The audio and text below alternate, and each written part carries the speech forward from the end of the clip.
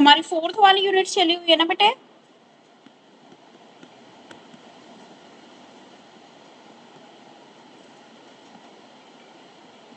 चलिए 4th unit चल रही है ना हमारी। वेरिएशन एक ये टॉपिक है आपके इसमें, psycho cultural variation in language S and difference in communication, linguistic variation, implication for a multi cultural classroom. Multi cultural classroom आप कर चुके हो। अब बात आती है what do you mean by psycho cultural variation. भाषा में सामाजिक सांस्कृतिक भिन्नताओं से आपका क्या अभिप्राय है। 1 मिनट, ठीक है, तो ये करेंगे, उसके बाद हमारी जो यूनिट है वो कंप्लीट हो जाएगी। भाषा में सामाजिक सांस्कृतिक भिन्नताओं से क्या अभिप्राय है और इसका वर्णन कीजिए। आप देखते हैं कि आज का जो टाइम है ग्लोबलाइजेशन का टाइम है, ठीक है, यहाँ पर इंटरनेट और डिफरेंट डिफरेंट कल्चरल क्या होते हैं हमारे कम्युनिकेशन बहुत बढ़ गए हैं, ठीक है। पहले इंटरनेट नहीं था, लोग क्या थे अपने परिवार तक अपने गांव तक ही सीमित थे। अब क्या है, इंटरनेट हो गया है, मोबाइल फोन हो गया है, तो अब हमारा जो फ्रेंड सर्कल है वो भी क्या है बहुत बढ़ गया है। और उस फ्रेंड सर्कल में क्या है, अब सिर्फ हमारी कम्युनिटी के नहीं, अलग कम्युनिटी के लोग भी यानी कि डिफरेंट डिफरेंट कल्चर के लोग भी क्या है आपस में एक दूसरे के साथ जुड़ने लगे हैं, ठीक है। वो क्या है, वो जुड़ना या तो हो सकता है कि वो लोग कहीं पर मल्टीनेशनल कंपनीज में हैं या कहीं और चीजों में हैं, कहीं जॉब वगैरह अलग अलग करे, तो हम क्या है डिफरेंट डिफरेंट कल्चर के लोगों से हम क्या कर रहे हैं, मिल रहे हैं, ठीक है। तो जब हम डिफरेंट डिफरेंट लोगों के कल्चर से मिल रहे हैं, अब हम देखिए अगर मान लीजिए आप में से किसी की जॉब साउथ साइड लग जाए, बैंगलोर साइड लग जाए, तो वहां पर क्या है कन्नड़ लैंग्वेज बोलते हैं। तो आपको अभी नहीं आती कन्नड़ लैंग्वेज, लेकिन आप अगर वहां पर 3-4 साल रहोगे तो आप उनकी भाषा को बोलना सीख जाओगे, ठीक है। और यहाँ पे भी देखो हमारा कल्चर अलग है, आप साउथ में चले जाओगे उधर का कल्चर अलग है, आप ईस्ट में चले जाते हो वेस्ट में चले जाते हो, तो क्या है सब में क्या है कल्चरल वेरिएशन मिलते हैं। और ऐसे ही क्या है सबकी जो लैंग्वेज है, लैंग्वेज में भी क्या है वेरिएशन मिलते हैं, ठीक है। तो हमारी जो कम्युनिकेटिव जो ब्रेक डाउन आ जाते हैं, तो इसमें बीच में क्या होता है जो स्पीच होती है हमारी उसमें डिफरेंस होता है। अब आप ही देखो, आप लोग दिल्ली से हो, हम हरियाणा से हैं, ठीक है, तो हमारी लैंग्वेज में और आपकी लैंग्वेज देखो, आप भी हिंदी बोल रहे हो हम भी हिंदी बोल रहे हैं, लेकिन जो कल्चरल इफेक्ट है हमारे अंदर भी दिख रहा है और आपके अंदर भी दिख रहा है, ठीक है। और इसी को हम क्या बोलते हैं कम्युनिकेटिव ब्रेकडाउन, यानी कि बीच में कुछ ब्रेकडाउन आ जाते हैं। देखो अब यहाँ पे तो हम हिंदी बोल रहे हैं हमें समझ में आ रहा है, लेकिन हम बिल्कुल साउथ में चले जाते हैं तो हमें उनकी कन्नड़ लैंग्वेज मलयालम लैंग्वेज, ठीक है, ये हमें बिल्कुल भी क्या है समझ में नहीं आती है। तो वहां पर क्या होता है हमारा कम्युनिकेटिव ब्रेकडाउन, यानी कि बीच में क्या है कोई दोष उत्पन्न हो जाता है। और जब हमारे कल्चरल डिफरेंस को जानने के लिए सबसे पहले हमें क्या है कल्चर वर्ड का मीनिंग क्लियर करेंगे और उसके बाद हम डिफरेंट डिफरेंट टाइप की जो लैंग्वेज है उसके ऊपर हम बात करेंगे, ठीक है। कल्चरल वेरिएशन का हमारे वर्बल कम्युनिकेशन स्टाइल पर क्या इफेक्ट पड़ता है। सबसे पहले तो कल्चर क्या होता है, कल्चर क्या है हमारी संस्कृति, जो क्या है मूल रूप से हमारे बायोलॉजिकल कैरेक्टर जैसी ही होती है। हमारी नींद खाना चलना आदि योग्यताएं सारी की सारी हमारा क्या चिंतन है, क्या हम महसूस करते हैं, क्या हमारा इन्वायरमेंट है, सारे के सारे पैटर्न हम क्या हैं अपनी सोसाइटी से अपने पड़ोसियों से मित्रों से स्कूल इत्यादि से सीखते हैं, ठीक है। और बचपन से ही हम क्या है उस पैटर्न को फॉलो करते आ रहे हैं, ठीक है। हम जिस धर्म से हैं हम उसके अकॉर्डिंग पूजा करना सीखते हैं, ठीक है। हमारी मेंटल प्रोग्रेस भी उसी के अकॉर्डिंग होती है हमारी, ठीक है। और जो हमारा सॉफ्टवेयर ऑफ माइंड है वो उसी के अकॉर्डिंग काम करता है, ठीक है। तो ये क्या कहलाती है हमारी संस्कृति कहलाती है, यानी कि it describe culture as the training और रिफाइनमेंट ऑफ माइंड सिविलाइजेशन, ठीक है। संस्कृति क्या है, एक संस्कृति को मन के क्या है ट्रेनिंग के द्वारा सभ्यता के रूप में मानते हैं, यानी कि जो हमारा कल्चर है उसको हम बचपन से ही सीखते हैं और फिर इन फ्यूचर हम उन्हीं चीजों को उसी ट्रेंड को फॉलो करना शुरू कर देते हैं। क्या हमारी आदत है, कैसे हम उठते बैठते हैं, क्या हमारा पैटर्न है, वही सारी चीजें हम क्या करते हैं फॉलो करना शुरू कर देते हैं और वही हमारी क्या कहलाती है कल्चर कहलाती है, ठीक है। उसके बाद बात आती है कल्चर वेरिएबिलिटी की, कल्चर भिन्नता की बारे में बात आती है। तो सबसे पहले बात आती है इंडिविजुअलिज्म एंड कलेक्टिविज्म, यानी कि व्यक्तिवाद और संयुक्तवाद। ये जो कल्चर भिन्नता होती है इसका मेन एस्पेक्ट है ये, ठीक है। एक होता है हमारा कलेक्टिविज्म, जिसके अंदर व्यक्ति एक समूह में रहता है, ठीक है। और दूसरा होता है इंडिविजुअल, जिसमें व्यक्ति क्या है, अकेला रहता है। तो जब हम समूह की बात करते हैं तो उसको इन ग्रुप कहा जाता है। इसमें क्या है, जो फर्स्ट मेंबर होता है वह क्या करता है, इस समूह में सदस्य परिवार के प्रथम सदस्य होते हैं। लेकिन इंडिविजुअल कल्चर में आई प्रमुख होता है कि मैं ही प्रमुख हूँ। व्यक्तिगत लक्ष्य अधिक महत्वपूर्ण मानते हैं और इन ग्रुप में संबंध थोड़ा, देखो भाई इसने बोला कि संस्कृति का क्या डिफरेंस पड़ता है। एक तो क्या है, एक संस्कृति आपने देखी कि पूरा परिवार एक साथ मिलके रह रहा है, और एक क्या है, सिंगल सेपरेट रह रहे हैं। तो आप दोनों की मान्यताओं में भी फर्क देखोगे। जो आपस में संयुक्त परिवार रह रहा है, जो मिलके रह रहे हैं, वो तो क्या है, सबसे पहले जो सबसे बड़ा मुखिया होता है उसकी बात मानी जाती है। और जो बिल्कुल सिंगल फैमिली है, इंडिविजुअल है, उसमें क्या है, मैं, यानी कि मैं ही सबसे ऊपर हूँ, ये माना जाता है, ठीक है। जो इंडिविजुअल व्यक्ति है, जिसका परिवार है, वही सबसे ऊपर माना जाता है। तो इनकी जो सोच होती है, जो कल्चर होता है, उसमें ये डिफरेंस मिला।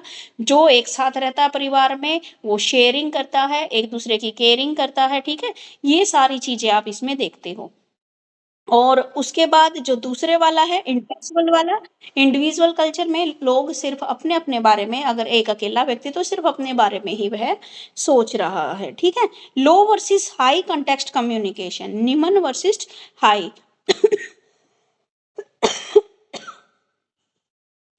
अब है, एक तो होते हैं लो कम्युनिकेशन और एक होता है हाई कम्युनिकेशन। हाई कम्युनिकेशन में जो कल्चर में सदस्य जो संदेश भेजते हैं वो कोडेड होते हैं, भेजने वाले और प्राप्त करने वाले दोनों इसमें शामिल होते हैं। लो कॉन्टेक्स्ट कम्युनिकेशन साधारण होता है, इसमें कहा जाता है कि वह कहा जाता है उस संदर्भीय संप्रेषण का प्रयोग संयुक्तवादी संस्कृतियों में होता है और व्यक्तिगत। अब इसने बोला है हाई कम्युनिकेशन और लो कम्युनिकेशन। जो आपके जो एक संयुक्त परिवार रहता है उसमें क्या होता है, हाई कॉन्टेक्स्ट ऑफ कम्युनिकेशन होता है, ठीक है। एक बात बहुत सारे लोगों तक पता लगती है।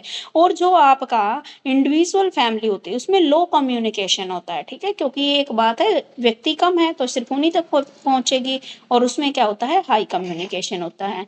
अनसर्टेनिटी अवॉइडेंस, अनिश्चितता की अनदेखी। इसका अभिप्राय ये है कि कल्चर के सदस्य किसी सीमा तक अनिश्चित परिस्थितियों से खतरा महसूस करते हैं, जैसे high uncertainty, aggressive behaviour, competition, consciousness की भावना अधिक होना, ठीक है। दूसरी ओर जो लो अनसर्टेनिटी वाले हैं, लोग अनिश्चितता के जीवन एक सामान्य विशेषता के रूप में लेते हैं। इसमें चिंता के निम्न स्तर होते हैं, वे अस्पष्टता को स्वीकार करते हैं, स्ट्रेस का स्तर भी इसमें निम्न होता है। अब देखो भाई, जो हमारी अनसर्टेनिटी अवॉइडेंस क्या है, कि किसी भी संस्कृति में मान लीजिए जहां पर क्या है, आपकी संयुक्तवादी यानी कि कोई फैमिली इकट्ठी रह रही है, कंबाइन रह रही है, तो उसमें क्या होता है, अनसर्टेनिटी हाई होती है, बिहेवियर भी अग्रेसिव होता है, ठीक है, कंपटीशन भी अधिक होता है, कॉन्शियसनेस आम सहमति की भावना भी अधिक होती है।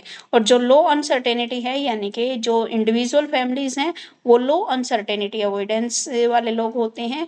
ये अनिश्चितताओं को भी एक विशेषता के रूप में लेते हैं। यहाँ पर क्या होती है, जो चिंता होती है वो कम होती है, अस्पष्टता को स्वीकार किया जाता है, और स्ट्रेस का लेवल भी कम होता है, ठीक है।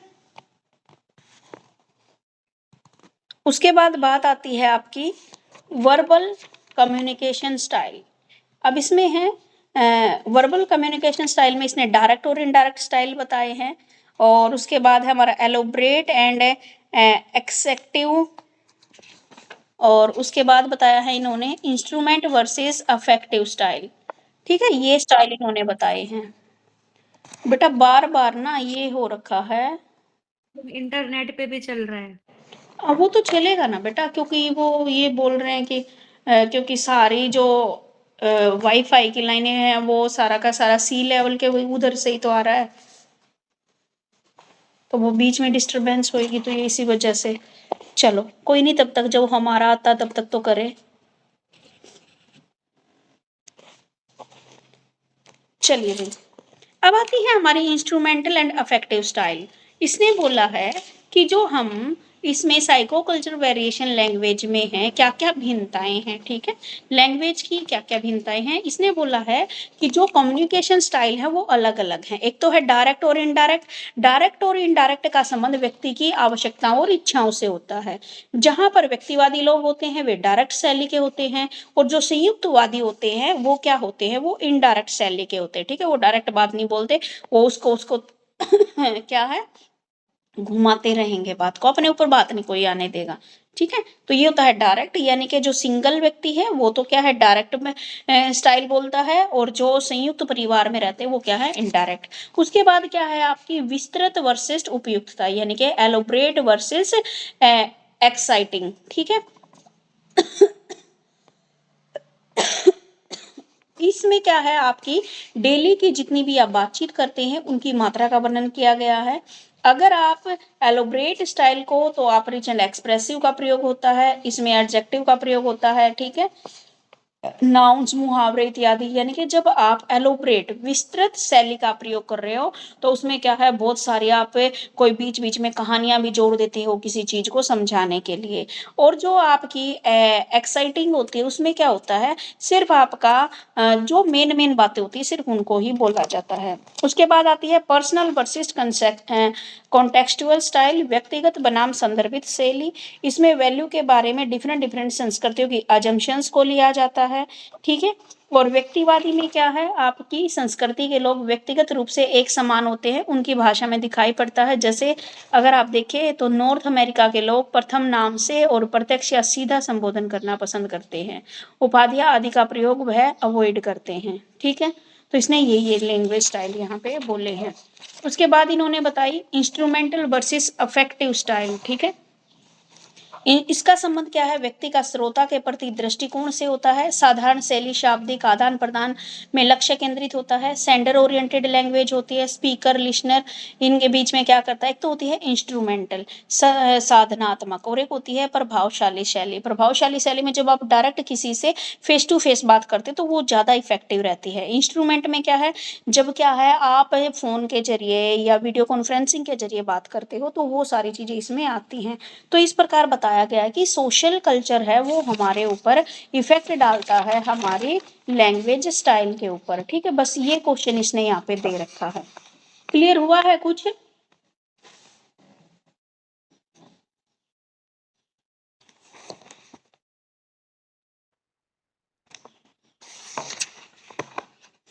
भाई क्लियर हुआ है?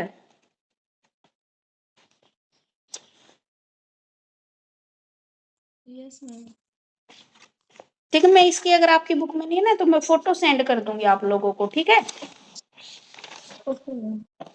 एक था स्टोरी टेलिंग वाला,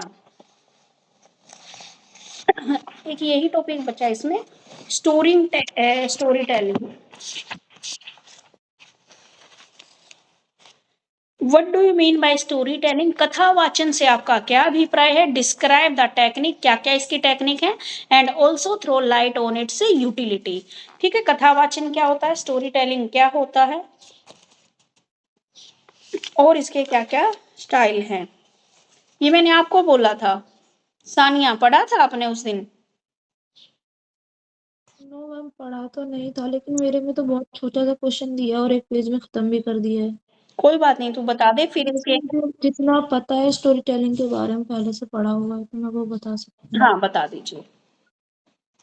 मैम स्टोरी टेलिंग वही होता है कि हमारे कल्चर से रिलेटेड या फिर हमारी किसी भी पिछली या फिर पुरानी घटनाओं से कई बार रिलेटेड होता है। जो फैमिली जो बड़े मेंबर्स होते हैं वो सुनाते हैं कि हाँ हमारे ज़माने में ये चीज़ होती थी, और उसके बारे में पूरी एक स्टोरी होती है कि हाँ एक औरत थी, या फिर उसके बारे में कुछ बता देते हैं और जिससे हमें कुछ ना कुछ सीख मिलती है।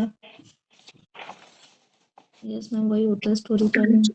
देखिए स्टोरी टेलिंग या कथा वाचन क्या बोला है इसने, जिसमें हम क्या करते हैं, जब हम देखते हैं कि हम अलग अलग रिलीजियन से, अलग अलग रिचुअल से, यानी कि हम देखते हैं कि पिछले जमाने से हमारे जो धार्मिक रीति रिवाज हैं उन संस्कृतियों में कथा वाचन क्या है, एक हिस्सा रहा है। स्टोरी टेलिंग क्या है, पिछले समय से ही क्या है हमारी बातचीत का क्या रहा है, एक हिस्सा रहा है। इसमें क्या है, जैसे पहले संस्कृत की जो भी संस्कृत में गुफाओं में कहानियों के संकेत के रूप में पेंट किया जाता था ताकि कथावाचन को कहानी याद याद रखने में सहायता मिल सके। स्टोरी टेलिंग क्या है, कोई भी घटना है उसको शब्दों, चित्रों और ध्वनि के माध्यम से जब हम उसको सूचित करते हैं, यानी कि story telling is a conveying of event in word, image and sound. यानी कि जब हम किसी मैसेज को शब्दों के द्वारा, चित्रों के द्वारा या ध्वनियों के माध्यम से अगले बंदे को इन्फॉर्म करना चाहते हैं तो ये क्या कहलाती है, स्टोरी टेलिंग कहलाती है। स्टोरी टेलिंग क्या है, हर एक कल्चर में क्या है, मनोरंजन का एक साधन होती है, इसमें शिक्षा भी होती है, हमारी क्या होती है, कल्चरल सिक्योरिटी भी होती है, और ये हमारे क्या करती है, मोरल वैल्यूज को भी डेवलप करती है। ठीक है, हम बचपन से ही क्या है, स्टोरी सुनते आए हैं, तो स्टोरी सुनते हैं तो क्या है, एक तो हमारा मनोरंजन होता है, बिल्कुल सही बात। दूसरा क्या है, हमें शिक्षा मिलती है, यानी कि जो भी हमें हमारे पेरेंट्स या दादा दादी जो भी हमें स्टोरी सुनाते हैं वो कोई ना कोई शिक्षा हमें देती है। और हमारी कल्चरल सिक्योरिटी होती है। कल्चरल सिक्योरिटी यानी कि जब हम स्टोरी सुनते हैं राजा महाराजाओं की, अपने कल्चर के बारे में, तो हमें क्या है, हमें अपनी संस्कृति के बारे में पता लगता है कि भारत पहले ऐसे राजाओं का देश होता था, सोने की चिड़िया। अगर हम स्टोरी नहीं सुनते तो हमें आज क्या पता होता कि भारत क्या था, सोने की चिड़िया कहलाता था। ठीक है, या फिर अलग अलग इतने इतने राजाओं ने यहाँ पे क्या है, शासन किया, फिर अंग्रेज आए, मुगल आए। ठीक है, तो ये सब क्या है, हमने स्टोरीज में सुना, और फिर वही स्टोरीज क्या है, हमारी हिस्ट्री में लिखी गई। और ये हमें क्या है, मोरल वैल्यूज भी पैदा करती है। मोरल वैल्यूज यानी कि हम सीखते हैं कि हमें कैसे बड़ों का आदर करना चाहिए, ये भी हम क्या है, स्टोरी के माध्यम से सीखते हैं। तो स्टोरी में महत्वपूर्ण तत्व क्या क्या होते हैं, कौन कौन सी टेक्निक होती हैं आपकी स्टोरी को डिस्क्राइब करने की। सबसे पहले तो क्या होता है, प्लॉट, एक कथानक होता है, दूसरा कैरेक्टर, तीसरा नेचर पॉइंट ऑफ व्यू, सुनने वाला। देखो भाई, 3 टेक्निक होता है, एक तो कहानी सुनाने वाला होता है, दूसरा जो वो कैरेक्टर उस कहानी के अंदर जिसके बारे में बता रहे हैं, और तीसरा क्या होता है, सुनने वाला। ठीक है, ये 3 चीजें होती हैं। ठीक है, सुनाने वाला, कहानी सुनाने वाला अपनी कहानी को क्या है, प्राथमिक रूप से अपने विचारों के साथ शुरू करता है, और साथ साथ अपने हाव भाव भी देता है, एक्सप्रेशन भी देता है। ठीक है, उसके जरिए क्या है, अपनी कहानी को कंप्लीट करता है।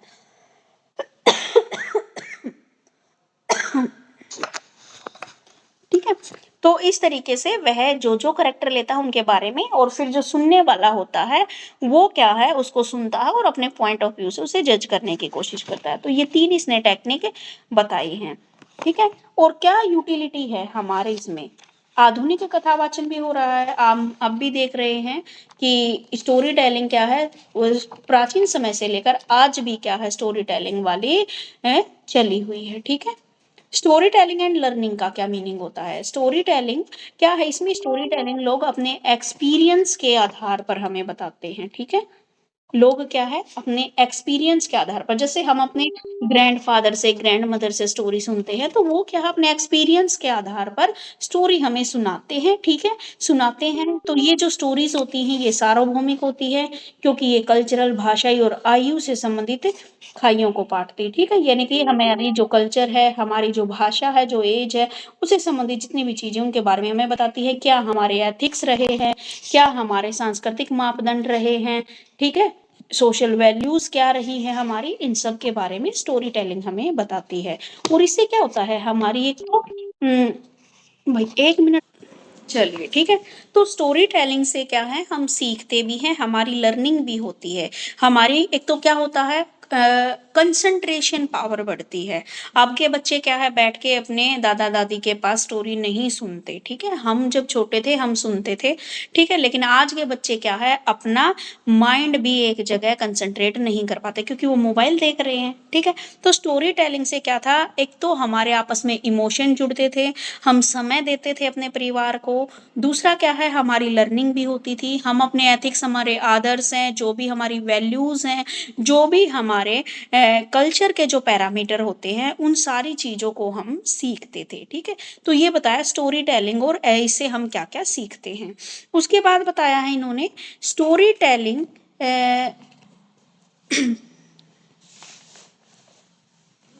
स्टोरी टेलिंग में क्या है, हम कई सारे फेस्टिवल्स पर भी आयोजन किया जाता है, जिसमें आप क्या है, जो हमारा स्टोरी टेलिंग है story based in experimental learning, story जो टेलिंग है उसको एक्सपेरिमेंटल लर्निंग भी बोलते हैं, ठीक है। इसमें क्या है, आप अपने एक्सपीरियंस के साथ साथ जैसे आप चीज़ें सुनते हो तो आप सुनते सुनते ही उन चीज़ों को सीख जाते हो या वो चीज़ें आपको क्या है लर्न हो जाती हैं, ठीक है। तो इसने बोला है कि कई बार हम फेस्टिवल्स के ऊपर भी हम स्टोरी टेलिंग का क्या करवाते हैं, आयोजन करवाते हैं। जैसे आप दशहरे पे देखते हो, दशहरे पे 10 दिन तक क्या चलती है, आपकी रामायण चलती है, रामायण की स्टोरी चलती है, ठीक है। उसमें क्या है, आप एक कथा भी चल रही होती है, यानी कि राम के जीवन के बारे में सारी चीजें, एक्टिंग भी चल रही होती है, उसमें ओरल इंटरप्रिटेशन भी होता है, परफॉर्मेंस भी होती है, ठीक है। तो ये क्या है, ये भी क्या है, हमारा स्टोरी टेलिंग का एक पार्ट है, ठीक है। इसमें हम क्या है, कथा के जरिए हमने कथा करवाई पूरी, उसके जरिए हम क्या है, एक्टिंग्स के जरिए, वोकल एंड क्रिएचर्स के जरिए हम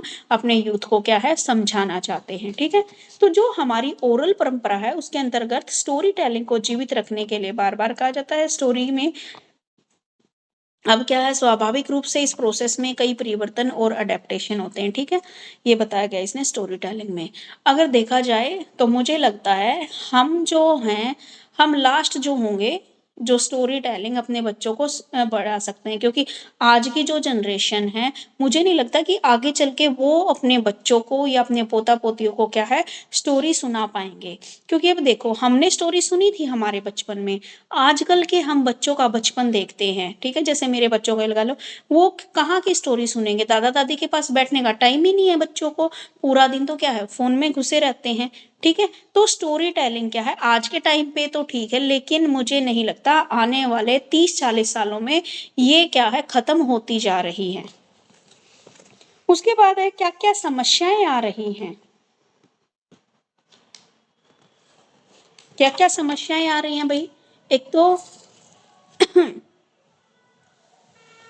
हमारी स्टोरी टेलिंग में क्या क्या समस्याएं आ रही हैं। एक तो जो स्टोरी टेलिंग है उसको आजकल की जो पीढ़ी है वो सुन के खुश नहीं है, ठीक है। कुछ ही लोग हैं जो क्या है स्टोरी सुनते हैं, ठीक है। आप देख लो 100 बच्चों में से 10 बच्चे ही ऐसे निकलेंगे जो स्टोरी सुन रहे होंगे आज के टाइम पे। और जब क्या था, हमारा बचपन था, अगर 100 बच्चे हैं तो 100 में से 10 बच्चे ऐसे जो नहीं सुनते होंगे, 90 तो सुनते थे। लेकिन आज क्या हो गया है, तो ये कमी आ गई है। एक तो कम्युनिकेशन स्किल्स की, दूसरा क्या है, जो लिसनिंग की हैबिट है बच्चों की, वो क्या है खत्म होती जा रही है, बच्चे सुनना नहीं चाहते किसी को, ठीक है। मेथड ऑफ नरेशन और जो सेल्फ एक्सप्रेशन है वो भी क्या है चेंज हो रहे हैं। अब देखो, हमने स्टोरी सुनी, हम हमारे नाना नानी को इतनी स्टोरीज आती थी, हमने सुनी है, हमें कुछ कुछ आती है, लेकिन इतनी उनके जैसी नहीं आती और ना उनके जितना हमें एक्सपीरियंस है, ठीक है। तो जो हमारा मेथड है, सेल्फ एक्सप्रेशन है, वो भी क्या है कम होते जा रहे हैं, बच्चों का क्या है इंटरेस्ट खत्म होता जा रहा है, ठीक है। ये सारी चीजें क्या है हमारे इसमें बाधाएं डाल रही हैं, ठीक है। तो स्टोरी टेलिंग का आ गया समझ में।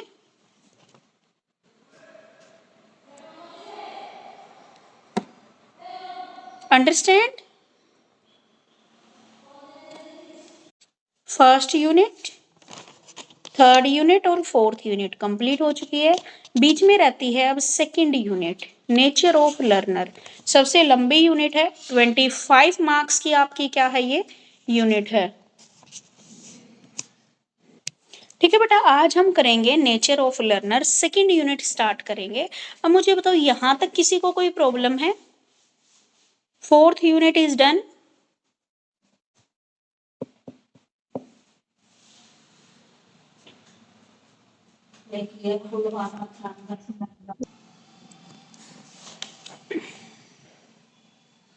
अब इसमें आता है नेचर ऑफ लर्नर, ये आपकी 25 मार्क्स की यूनिट है, जिसमें आप क्या पढ़ोगे, intelligence, meaning, nature and theories of intelligence, जिसमें आप 2 factor theory, Thurstone group factor theory and Guilford की theory, involvement a model of intellect, ठीक है। दूसरा टॉपिक आप इसमें पढ़ोगे क्रिएटिविटी, कंसेप्ट क्या है, रिलेशनशिप क्या है with intelligency, technique for fostering creativity. उसके बाद क्या है आपका एप्टीट्यूड, जिसमें कंसेप्ट एंड असेसमेंट के बारे में बात करेंगे, memory, concept, type and process, encoding, decoding and retrieval, change in declarative memory, schema change और conceptual change, how they develop in a continuous memory, forgetting, nature, cause and minimization of forgetting। ठीक है, ये पूरी जो unit है आपकी 25 marks की है। ठीक है, तो शुरू करते हैं हम, निकाल लीजिए सेकंड यूनिट।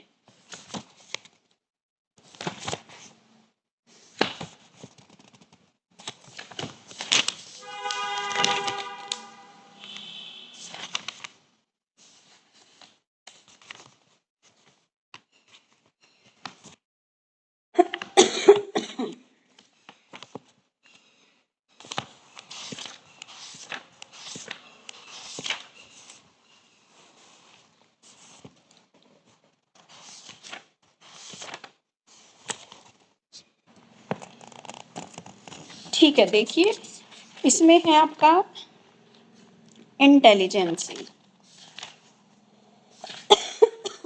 एक मिनट रुकिए, इंटेलिजेंसी का निकालती हूँ मैं मेरी बुक से टॉपिक भेजूंगी। इंटेलिजेंसी जो भी ये थ्योरीज है ना, आपकी बुक में थोड़ा सा डिफिकल्ट है, मेरे वाली बुक से भेजूंगी।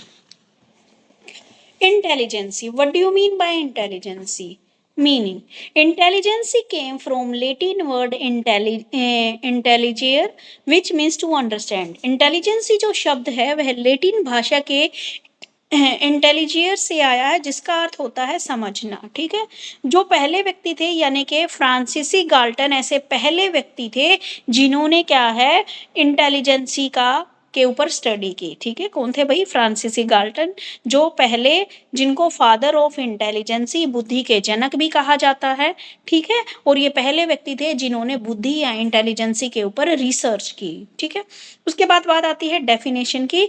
Intelligence is what intelligence test measure. बुद्धि परीक्षण जो मापता है वही बुद्धि है, यानी कि जो हमारी बुद्धि को मापने वाले जो टेस्ट हैं वही क्या है, हमारी इंटेलिजेंसी कहती है। अगर सिंपल शब्दों में देखा जाए तो इंटेलिजेंसी का मतलब होता है जब हम किसी चीज को इजी टू अंडरस्टैंड, आसानी से समझ जाते हैं, तो वो क्या कहलाती है, हमारी इंटेलिजेंसी कहलाती है। ठीक है, उसके बाद है definition of intelligency are 3 type. बुद्धि में क्या है, 3 प्रकार की योग्यताएं होती हैं। एक तो ability to adjustment, ability to learn, ability to abstract reasoning. ठीक है, समायोजन की योग्यता होती है हमारे अंदर, यानी कि जब हमारे अंदर इंटेलिजेंस या बुद्धि है तभी हम क्या है, आसानी से कहीं पे भी एडजस्ट हो जाते हैं। दूसरी बात, हमारे सीखने की जो योग्यता है वो भी किसके ऊपर डिपेंड करती है, हमारी इंटेलिजेंस की कितनी जल्दी हम चीजों को सीख पाते हैं, तो वो क्या है, हमारी इंटेलिजेंसी को बताती है। उसके बाद क्या है आपका, आप एब्स्ट्रैक्ट रीजनिंग कितना है, कितना आप अपने मन में किसी टॉपिक के बारे में सोच सकते हो, चिंतन कर सकते हो। तो ये तीनों चीजें क्या है, हमारी बुद्धि को दिखाती है, यानी कि हमारे समायोजन की योग्यता, सीखने की योग्यता और चिंतन की योग्यता क्या कहलाती है, हमारी बुद्धि कहलाती है। ठीक है, एडजस्टमेंट की योग्यता में क्या करता है व्यक्ति, बुद्धि एक व्यक्ति के अपने व्यवहार के एक लक्ष्य को निर्देशित करने की क्षमता है, सीखने की क्षमता है, यानी कोई बात नहीं, इनको अलग अलग इन्होंने डिफाइन किया है। ठीक है, यहां तक क्लियर है?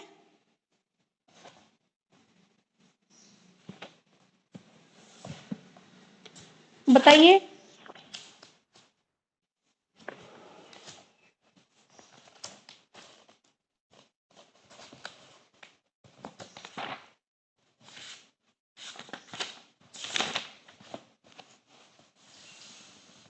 सीखने की योग्यता होती है, और हमारी आपकी बुक में एक और दे रखा है समस्या समाधान की योग्यता भी हमारी बुद्धि होती है। ठीक है, कोई भी समस्या हमारे सामने आती है तो उसको हम चुटकियों में सोल्व कर देते हैं, तो ये हमारी इंटेलिजेंसी को ही शो करता है कि एक बच्चा किसी चीज को कितने जल्दी और कितने इफेक्टिव तरीके से उसको कंप्लीट कर रहा है। ठीक है, तो बुद्धि का अर्थ है समस्या की योग्यता, समायोजन की योग्यता, समस्या समाधान की योग्यता, अमूर्त चिंतन की योग्यता और सीखने की योग्यता, हम इसको बोलते हैं। ठीक है, अब उसके बाद बात आती है हमारी नेचर ऑफ इंटेलिजेंसी, बुद्धि की प्रकृति। बुद्धि की प्रकृति में क्या क्या बताया गया है भाई, आपकी बुद्धि कई क्षमताओं का योग होती है। हाँ जी, बहुत सारी एबिलिटीज होती है, तब जाके आपकी इंटेलिजेंसी बनती है। बुद्धि क्या होती है भाई, परिमार्जित किया जाता है। इंटेलिजेंसी कैन बी रिफाइंड, ठीक है। बुद्धि जन्मजात होती है। बुद्धि का विकास जन्म से किशोरावस्था तक होता है। बुद्धि एडजस्टमेंट में सहायता करती है। हमारी इंटेलिजेंसी समस्या समाधान की योग्यता होती है। बुद्धि हमारी वातावरण से भी प्रभावित होती है। ये अनुभव से सीखने की योग्यता है। बुद्धि की सहायता से व्यक्ति उद्देश्यपूर्ण क्रियाएं करता है। बुद्धि सीखने की योग्यता है। बुद्धि तर्क, चिंतन एवं कल्पना की योग्यता है। बुद्धि आनुवांशिकता व पर्यावरण की अंतःक्रिया का परिणाम है। ठीक है। तो देखो भाई, बुद्धि की क्या क्या विशेषताएं बोल सकते हो आप, इसकी नेचर बोल सकते हो, कैरेक्टरिस्टिक्स, इसकी प्रकृति बोल सकते हो। सबसे पहले तो बुद्धि क्या होती है, जन्मजात होती है। जन्मजात क्या है, हमारी जो इंटेलिजेंसी है वो बाय बर्थ होती है। एक बच्चा कितना इंटेलिजेंट है उसका क्या है, बाय बर्थ होता है। ठीक है। ऐसा नहीं है कि आप बुद्धि को क्या है पैदा होने के बाद इकट्ठा कर रहे हो, नहीं। हाँ, लेकिन ये कि प्रैक्टिस करके आप अपनी बुद्धि को और तेज बना रहे हो। ठीक है। तो बुद्धि क्या है, एक तो जन्मजात योग्यता होती है ये, इसमें कई सारी क्षमताएं होती हैं। एक तो एडजस्टमेंट करने की क्षमता इसके अंदर होती है, नई चीज सीखने की योग्यता इसके अंदर होती है, अमूर्त चिंतन करने की योग्यता इसके अंदर होती है, और क्या बताया है, और समस्या का समाधान करने की योग्यता इसके अंतर्गत होती है। ठीक है। जटिल समस्याएं जितनी होती हैं उनको हल करने में हमारी हेल्प करती है। और बुद्धि की जो डेवलपमेंट है, जो विकास है, वह जन्म से लेकर किशोरावस्था की एज तक हमारी इंटेलिजेंसी बढ़ती है। ठीक है। ये हमारे वातावरण से प्रभावित भी होती है। ठीक है। हम कई चीजें हम क्या अपने अनुभव से, अपने एक्सपीरियंस से सीखते हैं। व्यक्ति की बुद्धि की सहायता से ही व्यक्ति क्या है, उद्देश्य पूर्ण कार्य करता है। उसको क्या चीज सीखनी है, क्या नहीं सीखनी है, ये भी उसकी बुद्धि के ऊपर ही डिपेंड करती है। ठीक है। बुद्धि हमारी हेरिडिटी और इन्वायरमेंट दोनों की अंतःक्रिया का परिणाम है। बुद्धि ज्ञान नहीं है, लेकिन ये ज्ञान से संबंधित है। बुद्धि क्या है, हमारा मेमोरी, ऐसा भी देखा गया है कम बुद्धि वाले व्यक्तियों की स्मृति बहुत तेज है। बुद्धि का मेमोरी या मेमोरी का बुद्धि, यानी कि बुद्धि को मेमोरी और मेमोरी को इंटेलिजेंसी नहीं कहा जा सकता। ये क्या है, एक डिफरेंट टाइप की स्किल है। अलग अलग स्किल्स को सीखने में हमारी हेल्प करती है। ठीक है। तो ये था आपका इंटेलिजेंसी। ठीक है। यहां तक बात समझ में आई? Yes ma'am. उसके बाद है टाइप ऑफ इंटेलिजेंसी। बुद्धि कितने प्रकार की होती है? आपकी इंटेलिजेंसी 3 टाइप की होती है। ठीक है। एक तो है आपकी सोशल इंटेलिजेंसी, दूसरी है आपकी एब्स्ट्रैक्ट इंटेलिजेंसी, और तीसरी है आपकी कॉन्क्रीट इंटेलिजेंसी। सामाजिक बुद्धि, अमूर्त बुद्धि और मूर्त बुद्धि। ठीक है। पढ़ो इनको। अब तुमसे ही पढ़वाऊंगी और तुमसे ही देखती हूँ तुम्हें कितना समझ में आता है। बताओ मुझे कितना समझ आया है, ये आया है?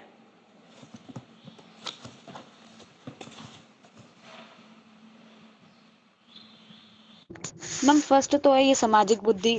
जो ये सामाजिक बुद्धि होती है ये हमें समाज में मतलब बातचीत करने के लिए ही जरूरी होती है। मतलब हम अगर हमारे पास सामाजिक बुद्धि सोशल इंटेलिजेंसी है हमारे अंदर, तो हम बहुत अच्छे से इंटरेक्शन कर पाएंगे, लोगों से अच्छी बातचीत कर पाएंगे, उनकी बातों को समझ पाएंगे। और मैम एक ये एब्स्ट्रैक्ट है, इसमें जो होता है इसमें हमें चीज़ों को बिना देखे ही उनके बारे में सोचना होता है। जैसे कि मैथ्स के फॉर्मूलेज होते हैं उनको सिर्फ हम देख लेते हैं और सॉल्व करने के लिए फिर हमें उन्हें खुद से ही यूज़ करने होते हैं। एक होता है कंक्रीट इंटेलिजेंस, मूर्त बुद्धि, जिसमें हमें चीज़ों को देख के उसके बारे में बातचीत करनी होती है, समझना होता है, जो चीज़ें हमें दिखाई देती हैं। हाँ जी।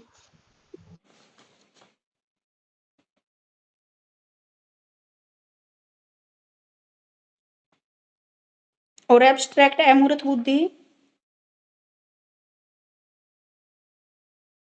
में हमें चीज़ें दिखाई नहीं देती हैं, इसमें हमें कल्पना करनी, इमेजिनेशन करनी होती है। हाँ जी।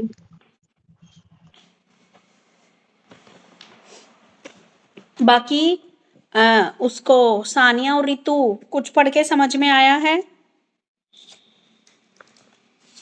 यस मैम, आ गया समझ। Type of intelligence.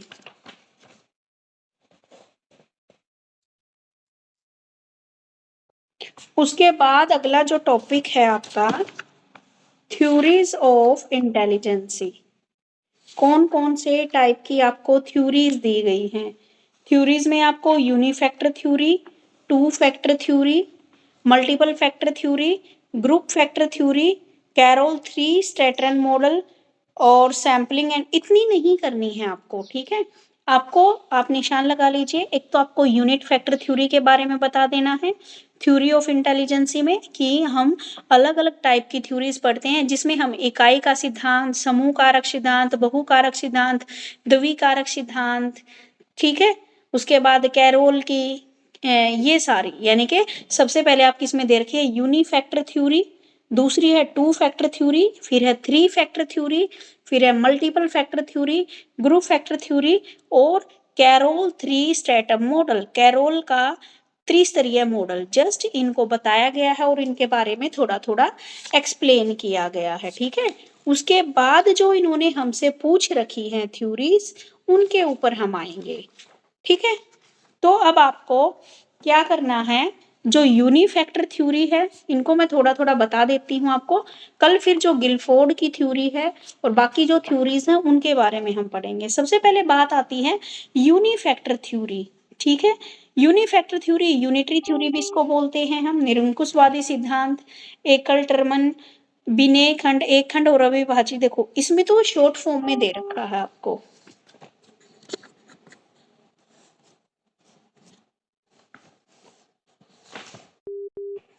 तुम्हारी बुक में देखो बेटा बता रखा है।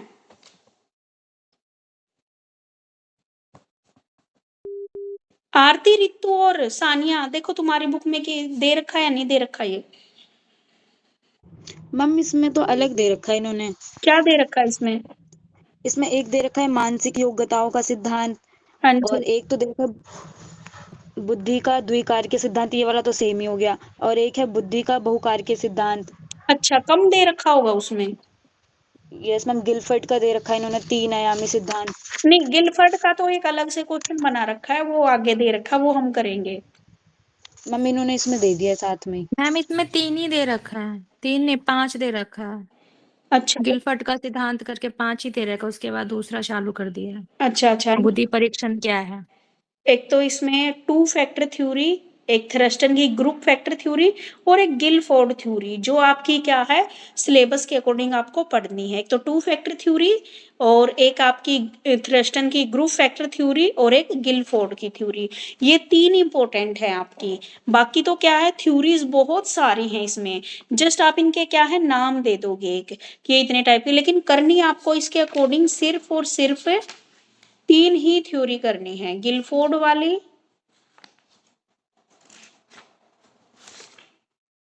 ठीक है। अब इसमें आपकी यूनिटरी थ्योरी दे रखी है, यूनिट फैक्टर थ्योरी।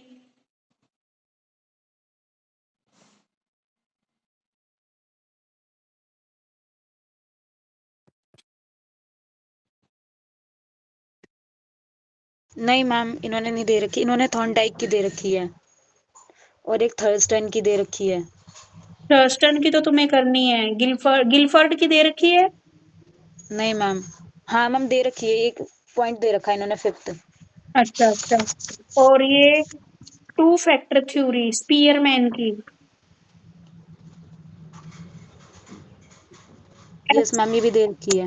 हाँ तो बस ये तीनों होनी चाहिए और ये तीनों करनी है हमें आपके सिलेबस के अकॉर्डिंग, ठीक है। थ्योरी ना मैं कल से स्टार्ट करवाऊंगी, आज आपको ओके। इतना ही करना है, ठीक है। एक बार ना थ्योरी एक बार जस्ट मोटी मोटी एक बार रीडिंग कर लेना, ठीक है, ताकि आपको कल मैं पढ़ाऊं तो वो इजीली समझ में आ जाए। कल ये तीनों थ्योरीज खत्म करेंगे हम, ओके बेटे।